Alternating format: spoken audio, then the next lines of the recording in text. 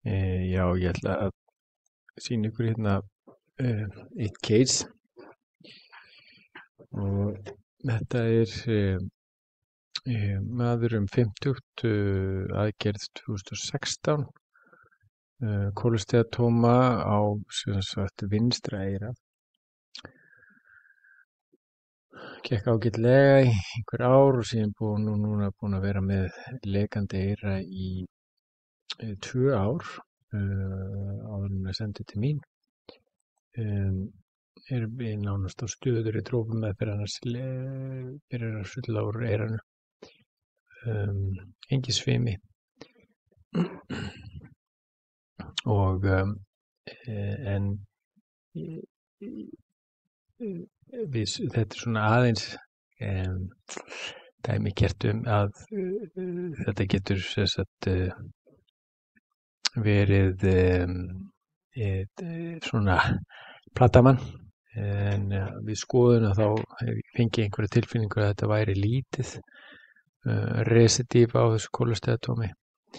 En þegar við skoðum þessa mynd sem hefur þá verið, það hefur verið gerð hérna Canalvolve app hérna, sem við sjáið, ekki borað mikill recess, en það er svo sem mikil katastrófa. Þið sjáið hér prótesu sem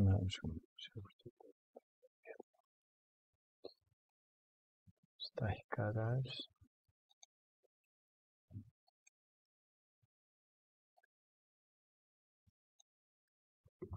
Þið sjáið hérna, þetta er líklega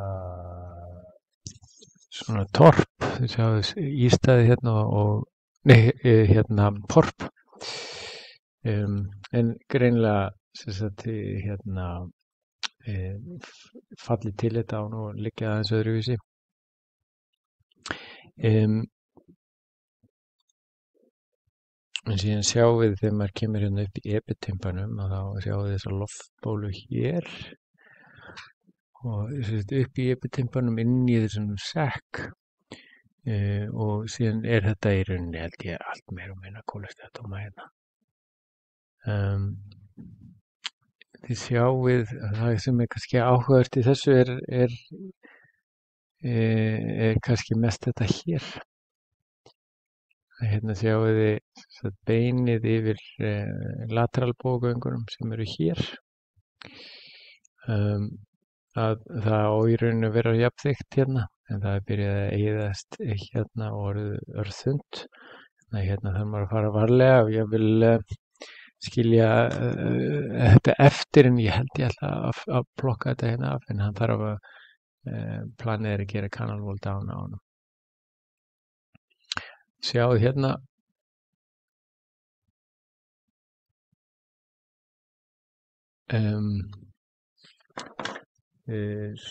síðan sko andlitstaugina, við skoðum hana aðeins, hún er þá hérna beint fyrir neðan lateralbógöngin. Hérna sjáum við sinus tympani hér, andlitstaugin er hér, heldur áfram hér, niður í stylomasted foraminni sem opnast hérna, ekki satt. Og hún virðist vera beinkoveruð að mestu leyti. Það er aðeins hérna aðeins lengra innar sko. En það sem maður þarf að, kannski einn punktur með Volve down er að sjáið póstur hérna gangin hér.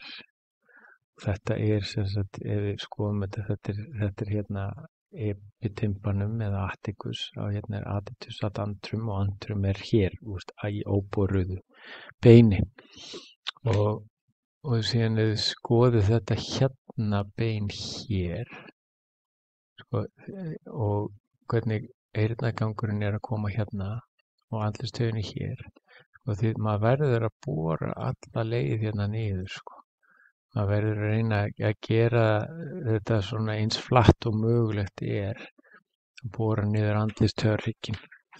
Það er svona eitt af prinsippunum með sko Canalvolve down, að bora út sem sagt slétta út hérna sjáðu Sigmund Sinus.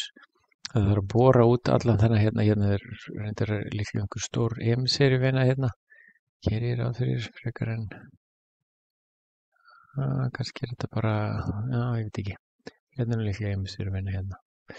Þessu þarf náttúrulega að fylgja eftir en allt þetta þarf að bora niður og slétta þetta eins mikið og hægt er. Því að þeim mun meira sem þið boru, þeim mun minni verður hólun eins öfugt og það hljómar.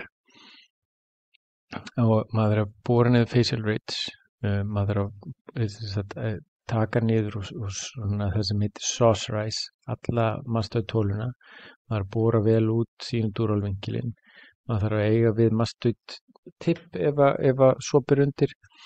Og síðan þarf maður að gera, það sem ég gerir venjulega er að gera svo kallan innfyrir barsaðan palvaflipa sem ég rótera síðan inn hér og það er hægt að rótera inn ostealflipa hérna undan temporalisvöðunum til þess að kræða þetta allt saman. Ég nota síðan, en síðan er sko það sem maður kannski að mínum að þetta mest krítískt er að gera stóra meðhöndaplastík og ekkert vera eitthvað þeimun stærri og ljótari sem hún er, þeimun meiri líkur eru á sjálfhreinsandi eyra og vesennislausu, þurru, sjálfhreinsandi sem þarf ekki á endurtekinni endurteknum hreinsunum að halda.